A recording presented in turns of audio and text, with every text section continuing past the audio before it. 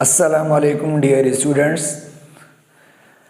आज हम एक और पार्ट पढ़ेंगे इलेक्ट्रॉनिक कॉन्फ़िगरेशन का। लास्ट टाइम हमने इलेक्ट्रॉनिक कॉन्फ़िगरेशन पढ़ी थी, उसमें हमने इलेक्ट्रॉन्स को डिस्ट्रीब्यूट किया था शेल्स और सबशेल्स के अंदर।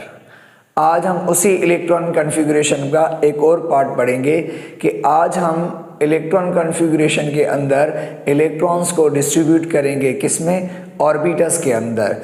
तो आज हम ये डिस्कस करेंगे कि इलेक्ट्रॉन्स को ऑर्बिटल्स के अंदर किस तरीके से रखा जाता है, तो उनके भी कुछ रूल्स हैं। तो हम आज उन रूल्स पे डिस्कस करेंगे कि उन रूल्स के हिसाब से कि इलेक्ट्रॉन्स को ऑर्बिटल्स के अंदर किस तरीके से फिल किया जाता है। ठीक है, तो याद रखो कि इलेक्ट्रॉन्स को जब हम शेल, सबशेल और ऑर्बिटल्स के अंदर किस तरीके से डिस्ट्रीब्यूट करते हैं तो उनके कुछ चंद रूल्स हैं। तो हम उन रूल्स के मुताबिक इलेक्ट्रॉन्स को शेल्स, सबशेल्स और ऑर्बिटल्स के अंदर फिल करते हैं। लास्ट टाइम हमने जो इलेक्ट्रॉन डिस्ट्रीब्यूट किए थे वो शेल्स और सबशेल्स के अंदर किए थे। आज हम इलेक्ट्रॉन्स को ऑर्बिटल्स के अंदर डिस्ट्रीब्यूट करेंगे और उनके कुछ रूल्स हैं। तो हम उन रूल्स के हिसाब से इलेक्ट्रॉन्स को क्या करेंगे, हम ऑर्बिटल्स के अंदर किस तरीके से इलेक्ट्रॉन डिस्ट्रीब्यूट किए जाते हैं, तो आज हम उन पे डिस्कस करेंगे। तो सबसे पहला आप रूल है Pauli's exclusion principal. Pauli's exclusion principal ये ऐसा प्रिंसिपल है, ये हमें ये बताता है कि किसी भी ऑर्बिटल्स के अंदर, किसी एक ऑर्बिटल के अंदर कितने इलेक्ट्रॉन्स रखने हैं और किस तरीके से इलेक्ट्रॉन्स रखने हैं, हमें ये पाउलीज एक्सक्लूजन प्रिंसिपल बताता है। तो ये प्रिंसिपल पाउलीज हमें ये बताता है कि ईच ऑर्बिटल, हर एक ऑर्बिटल्स के अंदर इलेक्ट्रॉन्स कितने रखने हैं और किस तरीके से रखने हैं, हमें ये बताता है। मतलब ऑर्बिटल्स के अंदर इलेक्ट्रॉन किस तरीके से फिल करने हैं वो हमें पाउलीज एक्सक्लूजन प्रिंसिपल बताता है। ठीक है, अच्छा, तो पाउलीज एक्सक्लूजन प्रिंसिपल, इस प्रिंसिपल का ये कहना है कि पाउलीज का कहना है कि हर ऑर्बिटल के अंदर मैक्सिमम 2 इलेक्ट्रॉन रखने हैं। तो इस प्रिंसिपल का क्या कहना है कि हर ऑर्बिटल के अंदर कितने 2 इलेक्ट्रॉन आएंगे, 2 से ज्यादा ऑर्बिटल के अंदर इलेक्ट्रॉन नहीं रखने हैं according to the Pauli's exclusion principle. तो 2 इलेक्ट्रॉन रखने हैं एक ही ऑर्बिटल के अंदर, चाहे वो ऑर्बिटल किसी का शेल का हो, सबशेल का हो, लेकिन हर ऑर्बिटल के अंदर मैक्सिमम 2 इलेक्ट्रॉन रखने हैं और वो भी अपोजिट क्लॉकवाइज के अंदर रखने हैं। एक को आप क्लॉकवाइज रखेंगे और आप एक को एंटी क्लॉकवाइज रखेंगे। तो इसका मतलब है हर ऑर्बिटल के अंदर कितने 2 इलेक्ट्रॉन रखने हैं, वो भी अपोजिट स्पिन के साथ रखने हैं। एक क्लॉकवाइज रखना है, एक एंटी क्लॉकवाइज रखना। अगर आप ऑर्बिटल के अंदर इस तरीके से 2 इलेक्ट्रॉन नहीं रखेंगे तो फिर पाउलीज का जो प्रिंसिपल है वो वायोलेट हो जाएगा। ठीक है, तो यहां पर हमने एग्जाम्पल, तो क्या स्टेटमेंट है पाउलीज की कि each orbital can accommodate only 2 electrons, वो भी विद अपोजिट स्पिन के साथ रखने हैं। तो यहाँ पर मैंने कुछ ऑर्बिटल्स के लिए बॉक्स बनाए हैं और इन ऑर्बिटल्स के अंदर हम इलेक्ट्रॉन्स को क्या करेंगे, रखेंगे according to the Pauli's exclusion principle के मुताबिक रखेंगे। ठीक है, तो अब यहाँ पर हम देखें इस बॉक्स के अंदर, तो पाउलीज का क्या कहना है, हर ऑर्बिटल में कितने इलेक्ट्रॉन रखने, 2, और वो भी अपोजिट स्पिन के साथ। एक क्लॉकवाइज रखना है और एक एंटी क्लॉकवाइज रखना है। तो मान लो ये एक ऑर्बिटल का बॉक्स है, इसमें हम 2 इलेक्ट्रॉन रखेंगे। तो अकॉर्डिंग टू पाउली के हिसाब से 2 इलेक्ट्रॉन रखना है, एक क्लॉकवाइज रखना है ऊपर एरो और दूसरा इलेक्ट्रॉन एंटी क्लॉकवाइज रखना है। इस तरीके से हमें हर ऑर्बिटल में 2 इलेक्ट्रॉन इस स्टाइल में रखने हैं according to the Pauli's exclusion principle के मुताबिक। अगर आप ऑर्बिटल के अंदर इस तरीके से दोनों इलेक्ट्रॉन अगर आप क्लॉकवाइज रखेंगे तो पाउलीज का प्रिंसिपल वायोलेट हो जाएगा, हट जाएगा इस इलेक्ट्रॉन। तो यहां पर पाउलीज एक्सक्लूजन प्रिंसिपल अप्लाई नहीं होगा। ठीक है, क्योंकि इस ऑर्बिटल के अंदर दोनों इलेक्ट्रॉन सेम स्पिन में। तो याद रखो पाउलीज के हिसाब से कहना है कि ऑर्बिटल के अंदर 2 इलेक्ट्रॉन सेम स्पिन में नहीं आ सकते हैं। अगर ऑर्बिटल के अंदर 2 इलेक्ट्रॉन सेम स्पिन में होते हैं तो रिपल्शन होती है और रिपल्शन से ऑर्बिटल अनस्टेबल हो जाता है। तो इसलिए कभी भी ऑर्बिटल के अंदर 2 इलेक्ट्रॉन सेम स्पिन में नहीं रखने।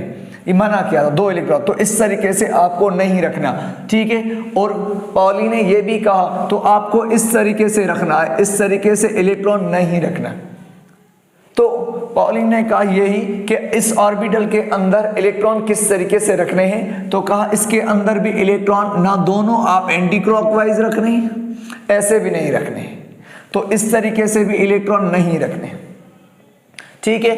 और अकॉर्डिंग टू पॉली के हिसाब से क्या कहना है कि ऑर्बिटल के अंदर 2 से ज्यादा भी इलेक्ट्रॉन नहीं रखने। मान लो अगर आपने किसी ऑर्बिटल के अंदर कितने इलेक्ट्रॉन रख दिए, 2 इलेक्ट्रॉन रख दिए, 2 से ज्यादा इलेक्ट्रॉन अगर आपने रख लिए किसी ऑर्बिटल के अंदर, तो समझो वहां पे पॉलीज प्रिंसिपल वायोलेट हो जाएगा। 2 से ज्यादा इलेक्ट्रॉन नहीं रखने हैं। तो किसी भी ऑर्बिटल के अंदर इलेक्ट्रॉन रखने हैं तो इस तरीके से रखने हैं, 2, और वो भी अपोजिट स्पिन के साथ, एक क्लॉकवाइज एक एंटी क्लॉकवाइज। अपोजिट स्पिन वाले इलेक्ट्रॉन्स स्टेबल रहते हैं ऑर्बिटल के अंदर, सेम स्पिन वाले रिपल्शन करते हैं, अनस्टेबल रहते हैं। इसलिए ये इलेक्ट्रॉन कॉन्फ़िगरेशन कभी भी मत करना, ना 2 से ज़्यादा रखना है और ना ही दोनों सेम स्पिन में रखने, तो ये गलत है। ये है according to the Pauli's exclusion principle के मुताबिक। उसके बाद आता है हर्ट्ज रूल। हर्ट्ज रूल किस चीज़ के लिए, ये भी इलेक्ट्रॉन किस तरीके से डिस्ट्रीब्यूट किए जाते हैं ये भी उनके बारे में बताता है। हर्ट्ज लेकिन अप्लाई होता है डीजेनरेट ऑर्बिटल्स के लिए। जब ऐसे ऑर्बिटल्स जिनकी एनर्जी सेम होती है, ये उनके अंदर इलेक्ट्रॉन किस तरीके से रखने हैं ये हमें हर्ट्ज रूल बताता है। तो according to the Hertz rule के हिसाब से ये कहना है कि अगर किसी सबशेल के सेम ऑर्बिटल से, सेम एनर्जी के ऑर्बिटल से, जिनको हम डीजेनरेटेड ऑर्बिटल्स कहते हैं, अगर किसी सबशेल के डीजेनरेट ऑर्बिटल से, तो उनको किस तरीके से फिल करना है। तो according to the Hertz rule, तो हर्ट्ज रूल के हिसाब से कहना है अगर ऑर्बिटल डीजेनरेट है सेम सबशेल के ऑर्बिटल से, तो ऐसा करना सबसे पहले एक एक इलेक्ट्रॉन हर ऑर्बिटल के अंदर फिल करना है। तो अकॉर्डिंग टू हर्ट्ज के हिसाब से क्या करना है, हर ऑर्बिटल, डीजेनरेट ऑर्बिटल किस तरीके से बनने हैं, सेम सबशेल के ऑर्बिटल किस तरीके से बनने, तो हर्ट्ज का कहना है क्या, कैसे कि सबसे पहले एक एक इलेक्ट्रॉन हर ऑर्बिटल में डालना है, हर एक ऑर्बिटल के अंदर एक एक इलेक्ट्रॉन पहले रखना है, मतलब सबको पहले सिंगली फील्ड करना है, ठीक है, सिंगली फिल करना है। और जब तक सबको एक एक नहीं मिलता तब तक आप डबल नहीं करेंगे according to the Hertz rule के हिसाब से। तो पहले एक एक को रखना है, ठीक है। तो जैसे यहां पर, तो according to the Hertz rule के हिसाब से क्या कहना है, every orbitals of a subshell is occupied या filled by a singly filled electrons before any orbital is doubly filled. Double करने से पहले सबसे पहले सबको सिंगल करो। एग्जाम्पल आपके सामने, मान लो कार्बन है, कार्बन का एटॉमिक नंबर 6 है, तो इसका मतलब है कि कार्बन के अंदर इलेक्ट्रॉन 6 है, तो इसकी इलेक्ट्रॉनिक कॉन्फ़िगरेशन कैसी होती है, 1s2 2s2 और 2p2, ठीक है। तो मान लो यहां पर 1s2, s में 2 इलेक्ट्रॉन रखने, तो आपको पता है ऑर्बिटल्स के अंदर 2 इलेक्ट्रॉन कैसे रखने, एक क्लॉकवाइज रखना है और एक एंटी क्लॉकवाइज रखना है। 2s2 ये भी ऑर्बिटल है, ये 2s का, तो s में 2 इलेक्ट्रॉन, इसमें भी कैसे रखना है, क्लॉकवाइज रखना है और दूसरा एंटी क्लॉकवाइज रखना है। अब बारी आए 2p2 की। अब आपको पता है p के 3 ऑर्बिटल्स होते हैं डीजेनरेट, एक होता है px और एक होता है py और एक होता है pz। तो अब सवाल है कि 2p, p के अंदर 2 इलेक्ट्रॉन से, लेकिन ऑर्बिटल कितने हैं, 3 ऑर्बिटल, px py और pz। तो अकॉर्डिंग टू हर्ट्ज के हिसाब से क्या करना है, सबसे पहले एक एक इलेक्ट्रॉन सब में फिल करना है। जब तक एक एक इलेक्ट्रॉन सब ऑर्बिटल को नहीं मिलता तब तक डबल नहीं करना, ये रूल है। क्योंकि ये डीजेनरेट ऑर्बिटल है, तीनों की एनर्जी सेम है, तो पहले सबको एक एक रखना है और जब तक सबको एक एक नहीं मिलता तब तक आप डबल नहीं करेंगे। अगर डबल करेंगे तो इसका मतलब है हर्ट्ज रूल वायलेट हो जाएगा। तो यहां पर क्या करना है, 2 इलेक्ट्रॉन से, अब किस तरीके से ये 2 इलेक्ट्रॉन p में रखने हैं, तो आप क्या करेंगे, एक इलेक्ट्रॉन आप px में रखेंगे, किसी भी स्पिन में रखो। मान लो एक इलेक्ट्रॉन आपने किसी स्पिन में रखा क्लॉकवाइज, एक इसको दिया, हालांकि ऑर्बिटल में 2 आते हैं, लेकिन हर्ट्ज के हिसाब से सबसे पहले सब में एक एक रखो, जब तक सबको एक एक नहीं मिलता तब तक डबल नहीं करना। तो एक आपने px में रखा, बाकी दूसरा कहाँ रखना है, अब आप एक दूसरे p ऑर्बिटल में रखना है। दोनों एक में नहीं रखेंगे, जब तक एक एक सबको नहीं देंगे तब तक डबलिंग नहीं करनी according to the Hertz rule के हिसाब से। तो आपने एक रखा, अब दूसरा इलेक्ट्रॉन दूसरे py ऑर्बिटल में रखेंगे, और हर्ट्ज ने कहा तो जब एक एक इलेक्ट्रॉन सबको दोगे और सबको जब एक एक इलेक्ट्रॉन रखोगे तो शर्त ये है कि सेम स्पिन में रखना। अगर आपने पहला इलेक्ट्रॉन जिस स्पिन में रखना है तो अब दूसरा इलेक्ट्रॉन दूसरे ऑर्बिटल में रखो, वो भी उसी स्पिन में रखो जिस स्पिन में पहले रखा है आपने। तो आपने ये इलेक्ट्रॉन क्लॉकवाइज रखा है, तो अब का दूसरा इलेक्ट्रॉन आप दूसरे ऑर्बिटल में रखो, उसकी स्पिन भी सेम होनी चाहिए इस तरीके से। ये भी क्लॉकवाइज है और वो भी क्या हो जाएगा, क्लॉकवाइज है। इस तरीके से रखना है, ठीक। अगर तीसरा इलेक्ट्रॉन आएगा तो फिर वो आप किस में रखेंगे, pz में रखेंगे। तो जब तक सबको, और वो भी उसी स्पिन सेम में क्लॉकवाइज रखेंगे, ये रूल है। नॉट, तो इसने मना किया, हर्ट्ज ने कहा, हर्ट्ज के हिसाब से क्या कहना है कि कभी भी ऑर्बिटल्स इस तरीके से मत करना, ठीक है। मान लो ये, तो अकॉर्डिंग टू, तो एक तो अगर आप इलेक्ट्रॉन ऐसे रखेंगे, मान लो ये px है और ये py है और ये pz है, तो कभी भी दो इलेक्ट्रॉन, अब आपने क्या किया, अगर आप किसी एक ऑर्बिटल में आपने दोनों रख दिए इलेक्ट्रॉन, दो और बाकी दो ऑर्बिटल खाली हैं, तो ये रूल वायलेट हो जाएगा हर्ट्ज के हिसाब से। तो हर्ट्ज के हिसाब से यहाँ पे नहीं अप्लाई हो। तो हर्ट्ज ने कहा जब तक एक एक सबको नहीं मिलता तब तक डबलिंग नहीं करनी। अगर आप ऐसे फिल करेंगे तो इसका मतलब है हर्ट्ज रूल वायलेट हो जाएगा, ये ज़हन में रख लेना। ऐसे नहीं रखना, ऐसे भी नहीं रखना, और अकॉर्डिंग टू द हर्ट्ज के हिसाब से इस तरीके से भी आपको नहीं रखना इलेक्ट्रॉन, और इस तरीके से भी इलेक्ट्रॉन नहीं रखना, ठीक है। एक तो ऐसे मत रखना और दूसरा इस तरीके से भी नहीं रखना कि मान लो अगर आपने एक इलेक्ट्रॉन रखा px में और दूसरा py में रखा, तो एक में आपने क्लॉकवाइज रखा, जब दूसरे ऑर्बिटल में रखो अगर आप उसकी स्पिन एंटी क्लॉकवाइज रखोगे तो ये भी रूल गलत है। हर्ट्ज ने कहा इलेक्ट्रॉन सबको एक एक तो रखना है लेकिन सेम स्पिन में रखना है, ये भी ज़हन में रख लेना। अगर आपने px में एक रखा, py में दूसरा एंटी क्लॉकवाइज रखा, तो ये भी रूल वायलेट हो जाएगा, हर्ट्ज वायलेट हो जाएगा। तो यहाँ पर भी हर्ट्ज रूल वायलेट हो जाएगा, हट जाएगा, अप्लाई नहीं हो पाएगा, ठीक है। तो ऐसे ना भरना है, ना ऐसे भरना है, और ना ऐसे ही भरना है, ठीक है। इस तरीके से मत नहीं भरना, ये रूल है, ठीक है। तो ये दोनों मत भरना, कभी भी ना ऐसे भरना है और ना है ऐसे भरना है, according to the Hertz rule के साथ। चलो एक और एग्जांपल है, नाइट्रोजन का एटॉमिक नंबर 7 है, तो इसमें भी 1s2, तो 1s2 में क्या, दो इलेक्ट्रॉन है, क्लॉकवाइज एंटी क्लॉकवाइज, और 2s2 में क्या है, क्लॉकवाइज और एंटी क्लॉकवाइज। 2p3, अब p में कितने इलेक्ट्रॉन है, 3, तो अकॉर्डिंग टू हर्ट्ज के हिसाब से कैसे रखने हैं, एक आपको px में रखना है और दूसरा आपको py में रखना है और तीसरा आपको pz में रखना है, और वो भी सेम स्पिन के साथ, ये भी क्लॉकवाइज ये भी क्लॉकवाइज, या आपकी मर्जी है तीनों को एंटी क्लॉकवाइज रखो तो भी कोई मसला नहीं, लेकिन स्पिन तीनों की सेम होनी चाहिए। अगर एक एक इलेक्ट्रॉन, ये px है और ये py में पड़ा है और ये pz में, एक एक रखना है, ऐसे मत रखना। तो कहा अकॉर्डिंग टू हर्ट्ज के हिसाब से आपको ऐसे भी नहीं रखना। मान लो आपने क्या कर दिया, 3 इलेक्ट्रॉन है, तो आपने क्या कर दिया कि एक ऑर्बिटल्स के अंदर आपने 2 इलेक्ट्रॉन्स दे दिए, बाकी एक बचा तो आपने किसमें फिल किया, तो वो py में के अंदर।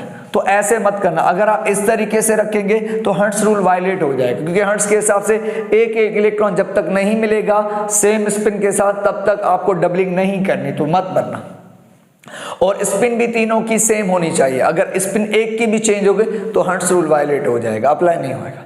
नेक्स्ट एग्जांपल है ऑक्सीजन, एटॉमिक नंबर 8 है, तो इसमें 8 इलेक्ट्रॉन है, इसमें भी 1s2 2s2 2p4, इसमें 1s2 2 इलेक्ट्रॉन भरने अपोजिट स्पिन के साथ, और 2s2 में भी क्या है, 2 इलेक्ट्रॉन है अपोजिट स्पिन। अब 2p4 है, तो इसके p में 3 इलेक्ट्रॉन है, तो और ऑर्बिटल p के 3 होते, px py pz। तो अकॉर्डिंग टू हर्ट्ज के हिसाब से सबसे पहले एक इलेक्ट्रॉन इसमें रखेंगे और एक इलेक्ट्रॉन इसमें रखेंगे और एक इलेक्ट्रॉन इसमें सब में एक एक रखेंगे सेम स्पिन के साथ। अब एक इलेक्ट्रॉन बचा, अब का जो एक इलेक्ट्रॉन बचा अब वो आप किसी में भी रखो, जरूरी नहीं कि px py में pz, क्योंकि तीनों डीजेनेट ऑर्बिटल सेम एनर्जी वाले। तो अब का एक बचा, अब आप किसी को एक को दे दो, उसमें पेयर बना दो।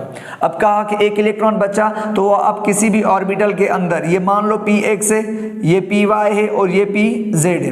अब एक इलेक्ट्रॉन बचा तो कहा वो किसी एक ऑर्बिटल के अंदर पेयर हुआ। अब एक बचा तो अब आप क्या करेंगे, अब आप ऑर्बिटल में डबल करेंगे, और जब एक ऑर्बिटल में जब दूसरा इलेक्ट्रॉन रखना है तो वो फिर अपोजिट होना चाहिए according to the Pauli's exclusion principle. Orbital में जब दो इलेक्ट्रॉन रखो तो एक क्लॉकवाइज एक एंटी ऐसे रखना है, इस तरीके से रखना है। और कहा इस तरीके से मत रखना, इस तरीके से अगर रखोगे तो भी, अगर मान लो आपने एक इलेक्ट्रॉन इधर रखा, ऐसे रखा, दूसरा चौथा अगर आपने इलेक्ट्रॉन ऐसे रखा, अगर इस तरीके से रखा दोनों इलेक्ट्रॉन्स पे, तो ये नहीं हो सकता।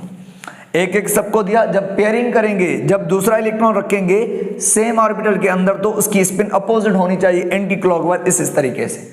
Last one example neon. Neon का एटॉमिक नंबर 10 है, तो इसमें 10 इलेक्ट्रॉन है, 1s2, इसमें 2 इलेक्ट्रॉन्स आपको भरने हैं, ये क्लॉकवाइज, इसमें भी 2 इलेक्ट्रॉन्स भरने क्लॉकवाइज और एंटी क्लॉकवाइज। अब इसमें कितने 2p6 इलेक्ट्रॉन है, तो पहला एक इलेक्ट्रॉन इसमें आएगा, दूसरा इसमें आएगा, तीसरा एक एक रखा सेम स्पिन में अकॉर्डिंग टू व्हाट्स, बाकी 3 बचे। तो अब आप पेयर करो, दूसरा रखो एंटी क्लॉकवाइज, इसके अंदर भी एंटी क्लॉकवाइज और इसके अंदर भी, इस तरीके से आप फिल करेंगे। तो ये तरीका है ऑर्बिटल्स के अंदर इलेक्ट्रॉन किस तरीके से फिल करने, जिनकी एनर्जी सेम हो ऑर्बिटल्स की, तो वहां हर्ट्ज रूल अप्लाई होगा। तो इनको अच्छे तरीके से पढ़ लो, ठीक है। उसके बाद आ जाओ नेक्स्ट लास्ट रूल है N+L रूल है। कौन सा? N+L rule.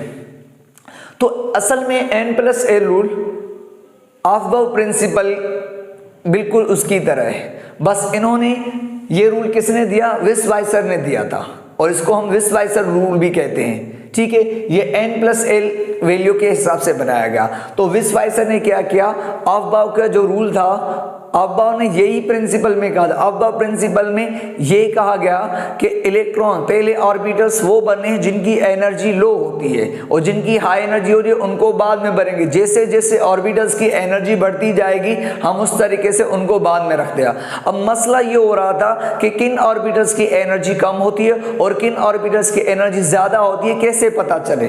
तो विस्वाइसर ने एक बहुत ही सिंपल रूल बनाया N+L रूल के नाम से। उसने कहा कि ये बहुत ही सिंपल रूल है, अगर N+L रूल के हिसाब से अगर आप ऑर्बिटल्स भरेंगे तो आप बिल्कुल आसान हो जाएगा। तो इन्होंने सिर्फ क्या किया, N+L रूल बनाया, और बहुत आसानी के लिए। तो अकॉर्डिंग तो चलें इसके हिसाब से, लेकिन ये रूल अप्लाई होता है कि सबशेल किस तरीके से भरने, ऑर्बिटल मतलब किस ऑर्डर के साथ भरने। तो चलें N+L रूल के हिसाब से हम किस तरीके से सबशेल्स और शेल फिल करेंगे। तो according to the N+L rule, इस रूल के मुताबिक ये कहना है कि आप पहले वो सबशेल भरेंगे, पहले वो ऑर्बिटल भरेंगे जिनकी N+L वैल्यू कम होगी। तो पहले कौन सी? तो according to the N+L rule के हिसाब से क्या कहना है कि पहले ऑर्बिटल्स वो बनने हैं जिनकी N+L वैल्यू, माना N शेल वाली वैल्यू और L क्या है, सब शेल वाली वैल्यू, दोनों को मिलाओ।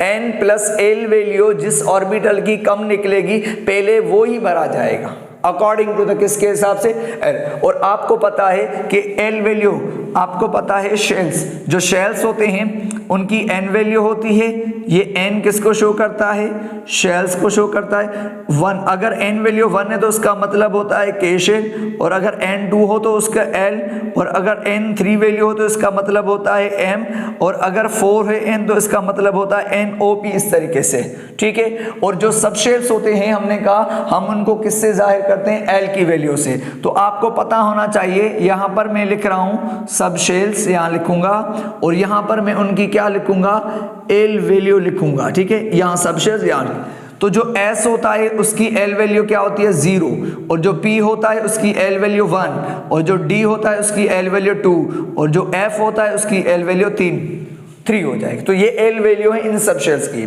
तो अब हम यहाँ पर क्या करेंगे, अकॉर्डिंग टू विस्वाइसर N+L रूल के हिसाब से क्या कहना है, पहले ऑर्बिटल वो फिल करो जिनकी N+L वैल्यू कम हो। क्यों?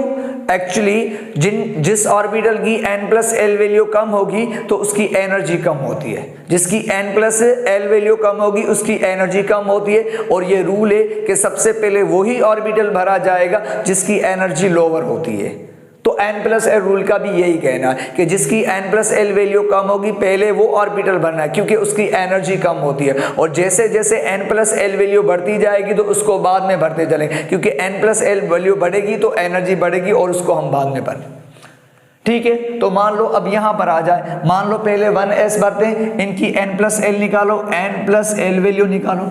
n तो आपको दिया गया ये 1 शेल है, ये 1, और l s की l क्या होती है 0, तो 0 लिखेंगे। टोटल 1 प्लस 0 कितनी निकलेगी 1।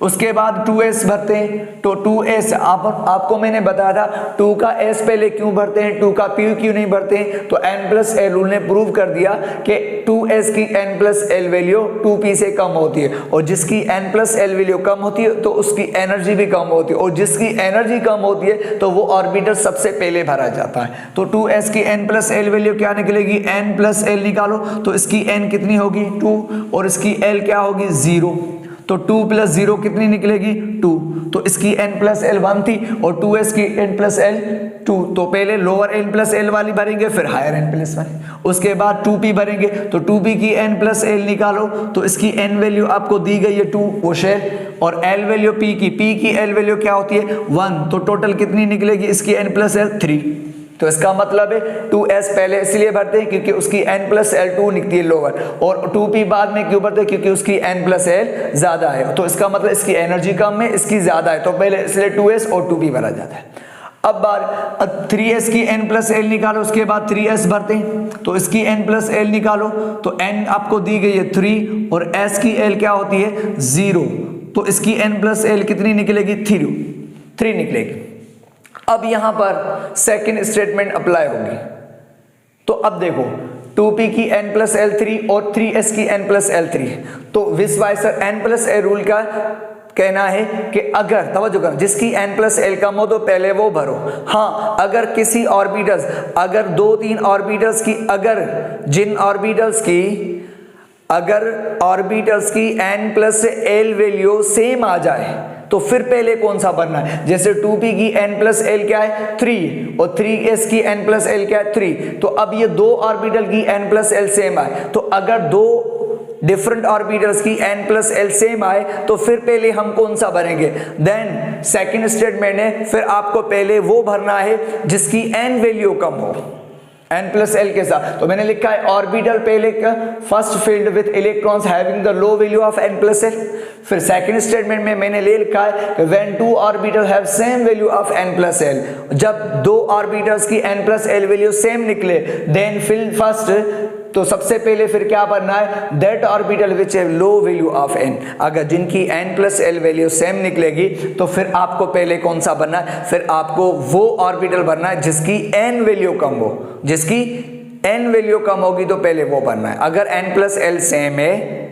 तो फिर उनमें से पहले कौन भरना है, वो भरना है जिसकी n वैल्यू कम होगी। तो अब इसकी n प्लस एल 3, इसकी भी n प्लस एल 3, अब इनमें से पहले कौन भरना है जिसकी n कम होगी, तो इसकी n क्या है 2 और इसकी n क्या है 3, तो पहले इसलिए 2p भरते हैं, दैट्स ऑल, ठीक है। उसके बाद 3p भरेंगे, 3p की n प्लस एल निकालो तो कितनी निकलेगी, ये 3 है n इसकी और p की l क्या 1, तो टोटल क्या निकलेगी तो 3p। इस तरीके से 4s की n प्लस एल निकालो तो कितनी निकलेगी, इसकी n प्लस एल निकलेगी, यहाँ पर ये 4 और प्लस 1 प्लस s की क्या होगी 0, तो इसकी भी क्या निकलेगी 4, तो 3p की 4 निकलेगी तो उसकी भी तो 4 निकल रही है, ठीक है। अब पहले कौन सा भरना है आपको, पहले आपको भरना, अब दोनों की 4 है n प्लस एल, तो फिर हमने रूल बना के जिनकी n प्लस एल सेम हो तो फिर आपको पहले वो बना जिसकी n वैल्यू कम हो, तो इसकी n वैल्यू 3 और इसकी n वैल्यू 4, इसलिए हम पहले 3p भर दें बाद में उस, और आपने ये बताया था पहले पढ़ा था ना कि 4s पहले भरते 3d बाद में, तो n प्लस एल रूल के हिसाब से प्रूव हो गया। तो अगर हम 3d की n प्लस एल निकाले तो क्या निकलेगी, तो इसकी 3 और प्लस एल की कितनी निकलेगी, और डी की एल वैल्यू क्या होती है 2, तो इसकी कितनी निकलेगी 5, तो n प्लस एल 5 निकलेगी। तो इसलिए आपने पढ़ा 4s पहले क्यों भरते हैं, क्योंकि उसकी n प्लस एल 4 और 3d बाद में इसलिए कि उसकी n प्लस एल 5 निकलेगी। और उसके बाद 4p की n प्लस एल निकालो तो इसकी n प्लस एल कितनी निकलेगी, इसकी n प्लस एल निकलेगी 4 प्लस और p की 1, तो इसकी भी क्या निकलेगी 5। और इस तरीके से अगर आप 4p के बाद क्या आएगा 5s आएगा, तो 5s की n प्लस एल निकालो तो कितनी निकलेगी 5 प्लस 0, इसकी भी कितनी निकलेगी, इसकी भी 5 निकलेगी।